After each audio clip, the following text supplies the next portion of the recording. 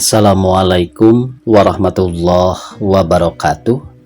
Pamirsa subscriber dongeng Sunda Mang Cecep Gorobacep anu satia satuhu manco di payunan HP sewang-sewangan di mana wae ayana dingadangat ayana urang neraskeun hanca dongeng antara paeh jeung hirup bagian ka-13.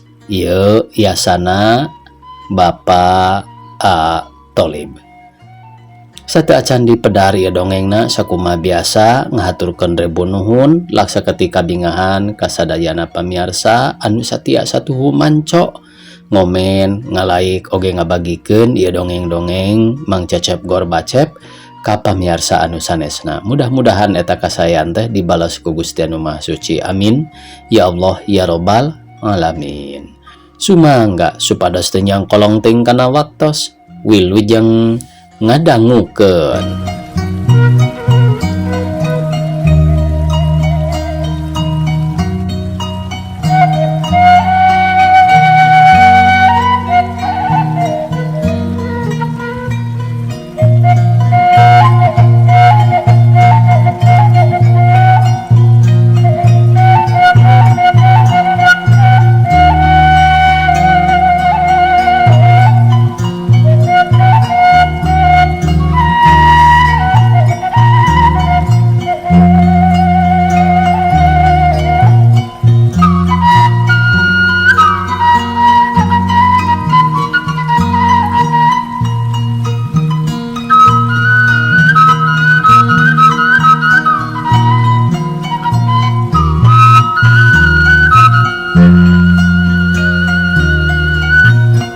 Deng Pujiati jeung ibuna diuk di tengah-tengah diriung ku tilu lalaki dariukna ngahaja jiga nu diatur nu saurang dina lebah panto nu duaan deui dina handapeun jandela kenca katuhu kawas nu kasieunan bisi tawananana kabur nu matak ngahaja caricingna dina unggah lawang.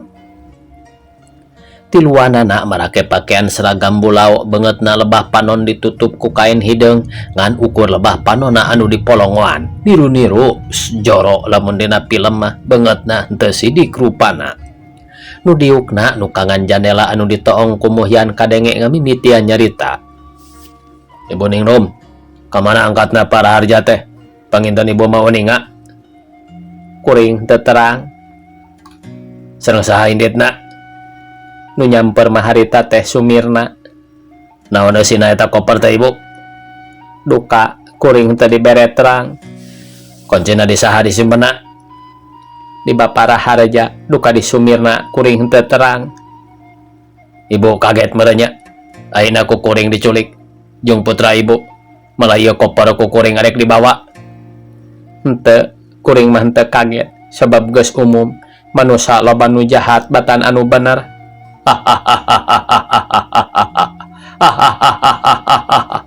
Kakara aya awewe nu tenang model eta penjahat serina matak muringkak bulu punduk bari ngomong na ngadak-ngadak sorana gede jeung ngosom. Muhyan nu keur noong oge sakedapan mah rada kasima hatena ngadak-ngadak rada kedara. Halus henteu kaget halus. Sieun atawa henteu?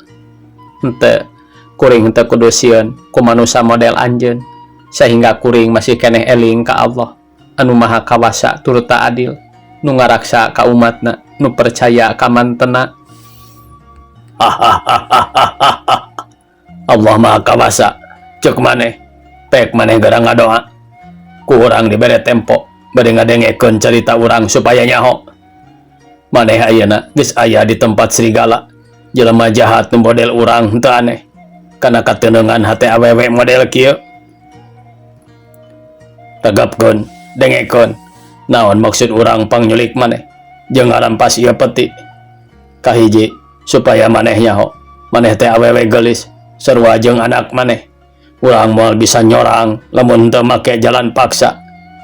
Kadua bisi maneh henteu nyaho ieu dina peti teh eusina inten jeung berlian, malah petina oge lain tina bahan biasa tapi wajah ipis anu kacida kuatna kuncina oge make kunci rahasia. Urang moal bisa ngamili kana ieu barang ku jalan usaha juga salaki maneh anu pinter jeung beunghar bari sarakah bisa nangan ku jalan maling jeung ngarampas. Ayeuna maneh geura sadra tuh aya kamar geus sadia pikeun maneh atawa mending dipaksa lamun maneh baha. Ngan kaburu sempat dinya nyaritana jandela muka manten bareng jeung luncatna Muhyan nubruk ti tukangan.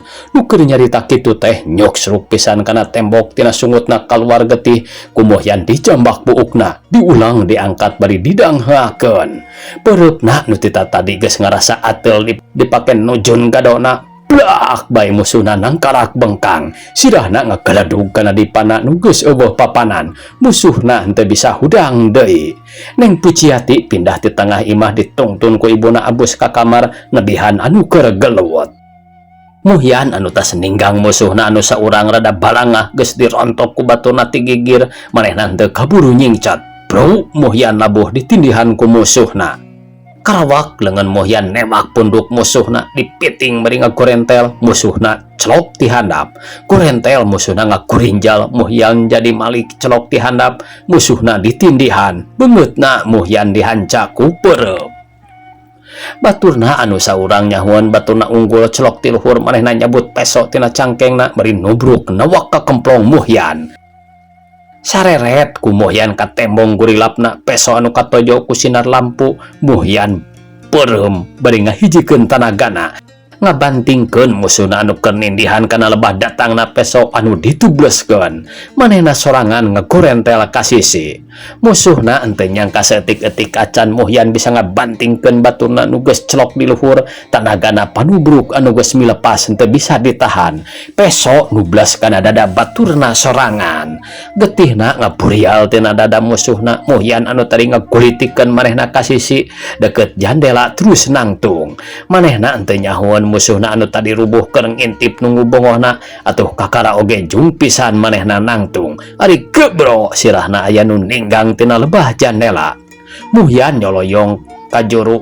Bro, manehna rubuh bareng jeung ngajeritna sora Neng Pujiati nu aya di jero kamar keur gelewet bari muru ka Muhyan anu rubuh.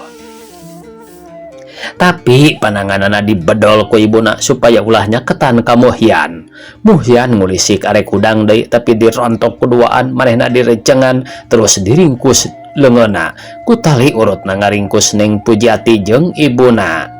Muhyan geus henteu bisa budi leungeun jeung awakna dihijikeun dibaguded ku tali manehna didiukeun dina dipan nu ruksak. Musuh-musuhna nyamperkeun heula baturna anu tadi katubas anu keur gegerungan bari nungkupan dadana. Musuhna malik deui yang harapan Muhyan pipina ditampiling kenca katuhu dihancak ku duaan sakali sewang. Nah, karasa ayeuna mah ku si Laing. Dewek karek mereka adilan ka si Laing. Pada dewek rumah sanu ngahurup. Si Laing mah sorangan, ari dewek tiluan. Senyana lamun dewek niat mah ti tadi oge geus paraga ta umur teh ku ieu. Eta penjahat nu geus ompong huntuna ti catrokna tembok waktu ditubruk ku Muhyan. Ngacungkeun leungeun nu keur nyekel pestol bari mundur nangtungna eta jelema nyarande kana tembok deket panto ngalalempong pestolna ditojokeun ka lebah dada Muhyan. Keur kitu dor surat tembakan pestol ngapeledag barang jeung muncratna lampu nu ngagantung suara ceritna Neng Pujiati jeung ibuna nambahan ketirna kaayaan di eta tempat.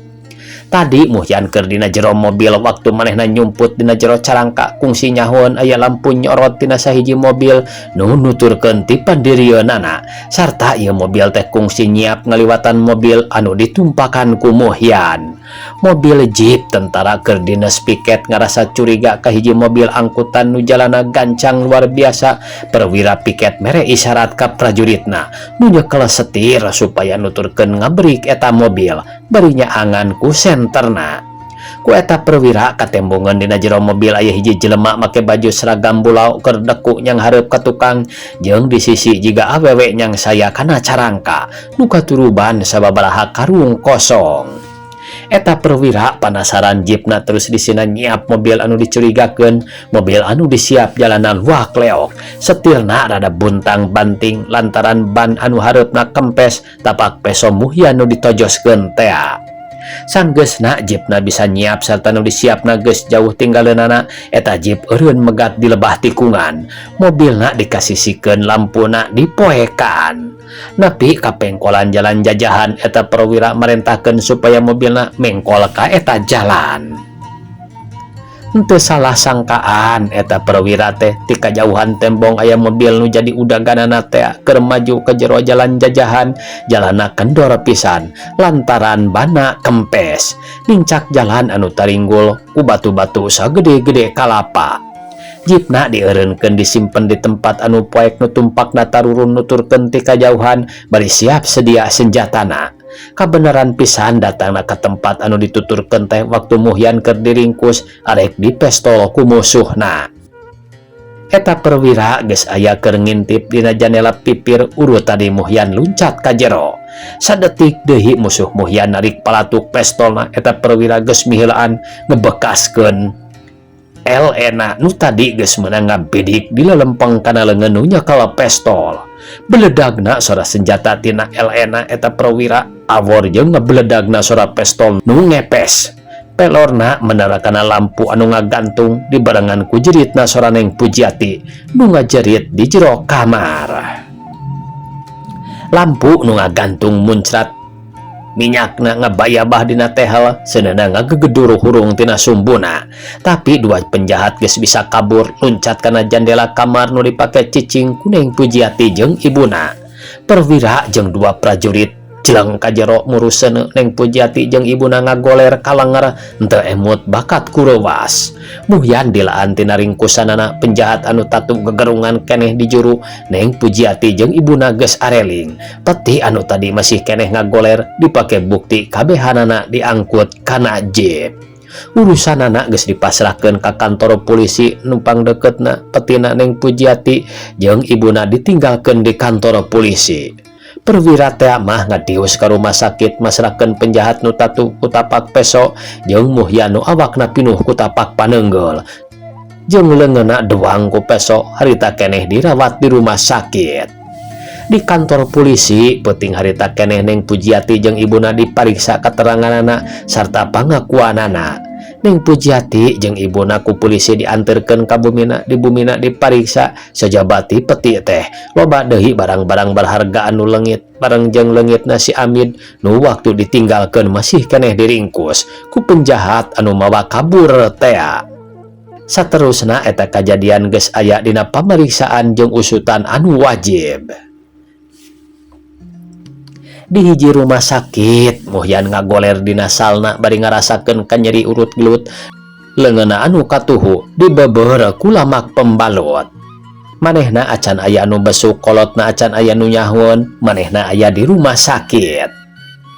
Di luar aya perwira minta idin ka kepala perawat arek manggihan Muhyan. Terus eta perwira abus ka kamar Muhyan dibarengan ku kepala perawat nyamperkeun Muhyan. Muhyan diuk dina ranjangna bari ngahormat nu kakara datang. Gek bae eta perwira teh diuk dina kursi nu aya di dinya nyang hareup ka Muhyan. Kumaha? Henteu kateterusan? Henteu, mung kantun ieu dina leungeun tilas peso rupina mah. Cobi ninggal. Eta perwira ningali kana leungeun Muhyan anu dibeubeur tina lebah pigulang nepi kana sikuna beri rada ngahulang. Ngahaturkeun nuhun abdi ka Bapa. Panginten upami henteu kabujang ku pertulungan Bapa mah abdi teh parantos maot dinten ieu teh.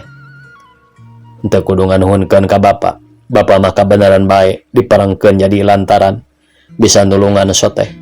Ari hakna mah nya pangeran bae anu nulung urang jeung nu nyalametkeun.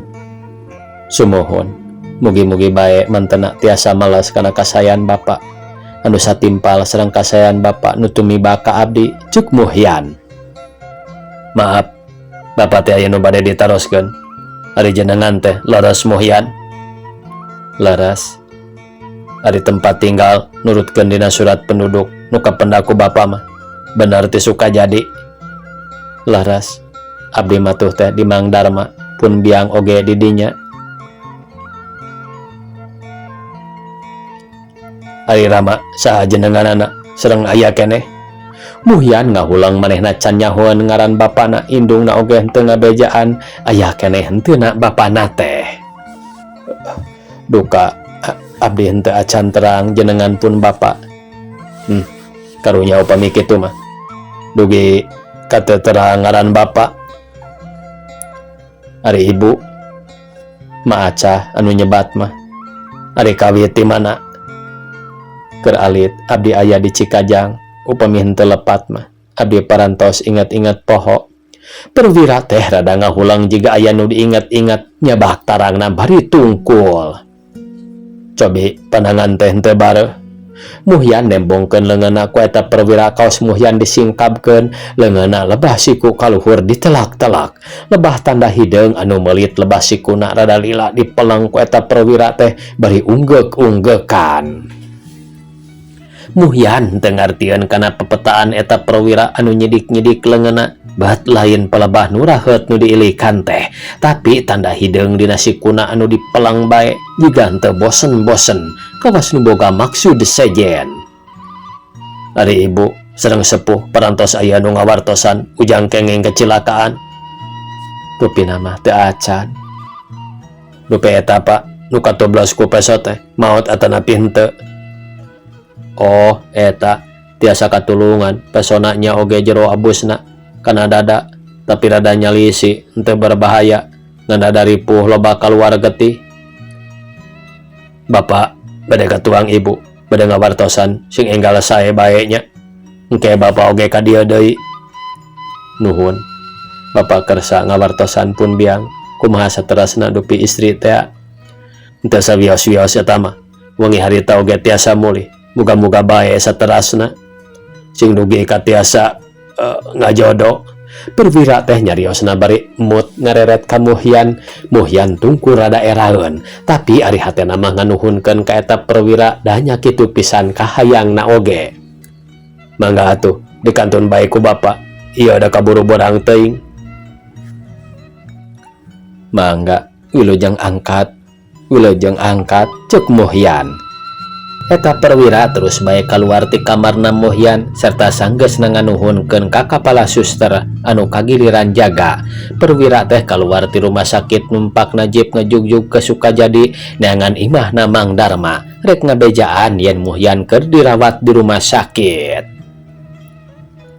Mang Darma jeung biminah kacida kageteunana geus beurang Muhyan acan muka tokona, da sasarina mah isu keneh oge. Muhyan teh tokona geus muka manehna sok geus aya di jero, beunang mandi jeung geus ganti pakaian. Sangkaan Mang Darma Muhyan kaberangan peuting natas ti bumina Raden Raharja, balikna peuting teuing. Da sore basa arek nutupkeun tokona kungsi nyaritakeun meunang surat ti ibuna sareng Pujiati miwarang ka ditu. Ku Mang Darma diantep bae tempatna sare Muhyan henteu digedor-gedor. Tapi sanggeus pukul 8 mah Mang Darma teh pikiranana rada oge ngarasa heran. Piraku cek jero pikirna Muhyan sarena bet kamalinaan teuing. Kakara Mang Darma ngetrokan jendela kamar tempatna sare Muhyan bari ngagero-gero. Muhyan beurang jang nah sare teh kamalinaan teuing. Nu digedor henteu aya bae nembalan. Mang Darma beuki heraneun bae sageuy ari Muhyan mondok di bumina Raden Raharja mah sok asa piraku Mang Darma ngomong sorangan. Mang Darma gawena kukurilingan geus kahareup geus ka tukang pantona dikunci ku Muhyan. Mang Darma henteu bisaeun asup ka tokona. Keur kitu rag aya jip eureun di hareupeun toko nu tumpakna tentara turun nanyakeun ka Mang Darma. Pak, dupi bumina Pak Darman di dieu. Oh, abdi Darma bade ka ditu kitu. Sumuhun, abdi badaya perlu bade ngadeus ka bapak. Mangga atuh calik. Ku Mang Darma eta tentara dibawa ka tukang dicalikeun ka imahna. Sanggeus eta tentara teh calik Mang Darma ka karanaroskeun. Abdi teh sadareuwas kasumpingan bapak tara sisinan tenon. Aya pikir saeun naon kitu. Henteu kedah reuwas bapak. Pangna abdi dongkap teh bade ngawartosan. Rehna putra ayeuna aya di rumah sakit. Pun anak Muhyan kitu jenenganana. Sumuhun. Mung teu sawios-wios mugi ulah kaget dan terepot mung dina pandangan bae raheut sakedik sareng aya nu rada nyareri bae dina awak sareng sirah saeutik panginten. Da kunaon atuh pun anak teh Bapa? Abdi oge kirang terang ari margina mah mung dipapantos nama ku abdi putra teh ngabelaan tunanganana rehna aya nu nyulik. Ayeuna mah mangga bae urang layad heula supados uninga engke bae wangsul ti ditu urang ngadongeng deui di dieu. Sumuhun mangga antos atuh sakedap abdi bade disalin heula. Henteu lila Mang Darma biminah jeung Ma Acah geus aya dina jeep ngadius bareng jeung tentara teh ngajugjug ka rumah sakit. Di rumah sakitna henteu lalami da Muhyanna katembongna sehat melah ceuk katerangan dokter pageto oge bisa dipapagkeun. Muhyan meunang balik ka imah. Mang Darma sakula warga dijajabkeun deui ku tentara tepi ka imahna. Tentarana oge harita nyimpang deui ka imah Mang Darma. Tentara teh ku Mang Darma diaku sarta dihormati suguhan sagala rupa. Terus brak ngariung di tengah imah bari ngawarangkong. Sanes Padarma, abdi teh bade naroskeun kasadayana bae. Kitu oge sateacana abdi panuhun mugi ulah bendu. Sareng mugi diwalar satara basna ku bapa sareng ku ibu teh. Ieu patarosan abdi. Mangga henteu aya kinten bingah sareng abdi bade ngawalar patarosan anu salaresna. Kieu geura Padarma. Dupi Muhyan teh salaresna putra bapa atanapi sanes. Muhyan teh salaresna ari abdi mah sareng ieu pun bojo mung nurut nyaah bae. Ari biang nama ieu ceuk Acah. Ari ibu leres Muhyan teh putraku anjeun. Kieu eta teh ari salaresna mah ku abdi bade dicarioskeun sadayana moal aya nu dikilungan atanapi anu dipinding-pinding. Darak-dak bae di Acah ngadongengkeun dina zaman ngungsi ti kapihapean Muhyan ku pangungsi anu teu damang. Nyariosna mah urang Cibayonah soreang. Istrina jenenganana Neng Mintarsih. Ari pamegetna Asep Muhyi. Tapi diantos-antos dugi ka aya sasihna teu aya nyusul. Harita teh wiatna nuju aya di Cikajang. Tah kitu eta teh salaresna mah. Duka kumaha maklum harita mah jalmi teh sompralna antara paeh jeung hirup teh salaresna. Tentara teh gogodeg sarta bari nyatet katerangan Ibu Acah dina notesna. Lain bae tentara anu gogodeg teh Mang Darma jeung biminah oge nya kitu keneh gawena cuk cerak bari mangkarunyakeun ka Muhyan nu ditinggalkeun ku kolotna. Teu saangka sugan teh sanes kitu aceuk lalakonna Muhyan teh. Karunya lamun sok henteu aya aceuk sarua bae jeung dipiceun heug zaman hara-haraeun nya harita teh. Nya sami bae aceuk oge upama henteu aya Jang Darma jeung si Nyai mah di dieu moal bisa ngurus boa ka budak teh komo make nyakolakeun mah. Teu lami atuh abdi teh Bapa mergi aya bujongan deui abdi ngahaturkeun nuhun sareng tangtos abdi bade ka dieu deui duka enjing pagetona mah mugi ulah bendu bae Bapa sareng Ibu. Sawangsulna Bapa ngahaturkeun nuhun parantos ngarerepot. Mugi bae Bapa kersa ngahapunten. Sami-sami permios bae atuh abdi teh ceuk eta tentara. Mangga mugi ulah kapok bae sareng ulah henteu angkat deui ka dieu. Kantenan tangtos abdi bade ngabujang deui ka dieu. Mangga atuh kasadayana beri terus eta tentara teh balik make deui jeepna. Nepi ka jalan gede jeepna jalana rada tarik ngadius maju ngidul terus ka jalan Bojong Loa mapai ka jalan Kopo ngajugjug ka soreang ka desa Cibayonah. Di kantor desa Cibayonah jeepna dieureunkeun nu tumpakna teras turun lebat ka kantor eta desa. Anjeunna naroskeun ka palurah leres henteuna aya ngaran Asep Muhyi sareng istrina Neng Mintarsih. Bubuhan Asep Muhyi hiji jalmi anu beunghar di eta desa henteu aya nu bireuk sadaya pada terang. Harita oge ti palurah meunang katerangan malah dijajabkeun sakalian ka bumina. Eta perwira di desana henteu lila sanggeusna permisi serta nganuhunkeun ka palurah teras bae jipna dijalankeun bareng jeung nu ngajajabkeun. Kalaresan harita Asep Muhyi nuju araya sareng istrina nuju caralik di payun bumi. Perwira teh ngetrok panto bumina. Linggih mangga lebat. Asep Muhyi mukakeun panto sareng miwarang lebat katamu. Nepangkeun abdi anda Sukanda. Eta perwira ngenalkeun anjeun ka pribumi. Muhyi sur nu kagungan bumi ngawalar kata tamu ngenalkeun jenenganana. Punten bae abdi ngaganggu ka bapak sareng ka ibu. Teu meuli ngaturkeun nuhun keur sarurumpaheun karorompok. Mung bae maklum nuju rada kaayaan kieu. Abdi teh sok rada ruwas. Abdi mah bade permios bae Pak, bade wangsul ti payun. Nu nganteur permisi ka Asep Muhyi sareng ka Letnan Anda. Nuhun nya, Jang, ceuk Letnan Anda kanu nganteur bari ngeupulkeun artos persen. Kieu Pak, nu mawi abdi nepangan teh ulah ruwas-ruwas. Sanes kepentingan dinas, mung kepentingan pribadi saleresna mah. Ka bapak bade aya nu ditaroskeun. Sanaos saur Letnan Anda sanes kepentingan dinas tapi Asep Muhyi katingalina rada oge bangun kaget sareng saragap pisan mayunanana. Manawi bapak emut keneh sareng leres anu dimaksad ku abdi atuh dina lepatna anu dimaksad ku abdi teh sanes bapak mugi bapak ngahapunten. Mangga bae bade naroskeun perkawis naon upami anu leres-leres mah bapak terang tangtos diterangkeun sadayana oge. Dupi bapak kagungan putra, Letnan Anda ngawitan naros ka Asep Muhyi.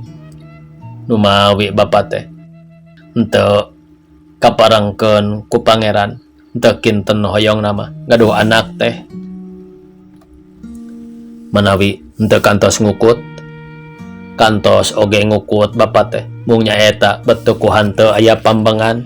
Asep Muhyi katingalina raraina robih rada alum. Ti lebat istrina Asep Muhyi kaluar nyandak cai sareng lalawuhna diteudeun dina meja. Sawios Bu, ulah ngarepotkeun. Henteu ngarepotkeun. Mung ieu mah henteu hatur lumayan bae, peperiheuan anu sae henteu aya. Gek neng mintarsih calik dina kursi gedengeun rakana. Nu mawi Palegnan, ibu teh sok emut bae ka budak. Da eta nu lepat teh apana. Neng mintarsih nempas carios karakana ngadak-ngadak nyariosna nu mareda bari cisocana nyalangkrung. Letnan Anda oge rada heraneun ningali ibu mintarsih kitu teh. Cobi Pak, nu mawi aya pembengan teh. Pembengan kumaha abdi hoyong nguping cariosna. Teras bae Asep Muhyi ngadongengkeun lalampahan anjeunna ti ngawitan ngungsi tahun 1845 dogi kamang uju mawa budak dina keretek sarta milarian jalmi anu mihapena aya bulana henteu bae kapendak. Nya ku Asep Muhyi dugi ka dikukutna sarta ngungsi teras-terasan dugi ka Cikajang nyorang teu damang istri pamagat ngungsi deui ka Garut budak diwiatkeun di Cikajang. Namun Garut dibom sarta pertempuran di mana-mana budak henteu kabujang dibantuan. Saparantos wangsul ngungsi di wangsulan deui di papai-papai ka Cikajang ka Garut sugan mendak laratan tapi oleh henteu kapendak diubah di mana-mana henteu aya wartos-wartosna acan dugi ka ibuna mah kaleleban berak bae udur deui. Emut keneh ibu oge jenengan anu diwiatan teh ma acah dedeganana sedang salirana bayuh-yuh yuswana mah kirang langkung bae 40 tahun panginten.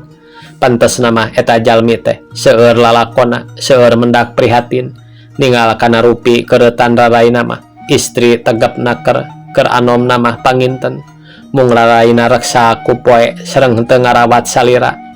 Maklum jalmi buburuhun seueur kapanasan ka ibunan neng mintarsih nambihan cariosan rakana. Dupi ibu emut keneh panginten kana tanda eta budak meuli upami ayeuna pendak kinten-kinten moal hilap kana eta tanda. Oh, dugi ka ayeuna oge ibu teh teu hilap dina sikuna kaluhur aya tanda Wisnu hideung melit dina panangan katuhuna. Sumuhun leres atuh ari kitu mah Ibu emut kana tandana. Dupi Mang Uju na aya keneh di dieu. Kan tenan aya keneh di dieu Mang Uju. Sur Neng Mintarsih. Ke bade disaur manawi peryogi mah bade ditaros Mang Uju na. Neng Mintarsih angkat ka pengker nyalukan Mang Uju. Henteu lila Mang Uju dongkap geus diuk dina kursi. Mang Uju beungeutna rada pias semunu rowas maklum kakara aya tentara nu nanyakeun ka manehna. Hatena ratug awakna oge rada ngadegdeg. Mang, jenengan Mang Uju teh. Sumohon Mang Uju teh. Dupi kapungkur waktu susum ngungsi leras Mang Uju teh mawa budak dina karetek. Sanes mawa abdi mah kapihapean sumohon harita teh abdi hilap nu mihapena nu mihapena rupina mah hilapeun ku abdi kababawa ka juragan. Mang Uju ngajawabna arep rada kasima jeung sieun. Maklum Mang Uju teh hari ingeteun ka budak sok gegebegan asa boga dosa bae. Komo ari dununganana istri emuteun ka budak mah manehna sok beak bersihnya carekan jeung dibongan-bongan disalahkeun ku Neng Mintarsih teh. Waktosna kabujeng see pamiarsa sakitu anu tiasa kapihatur. Wassalamualaikum warahmatullahi wabarakatuh.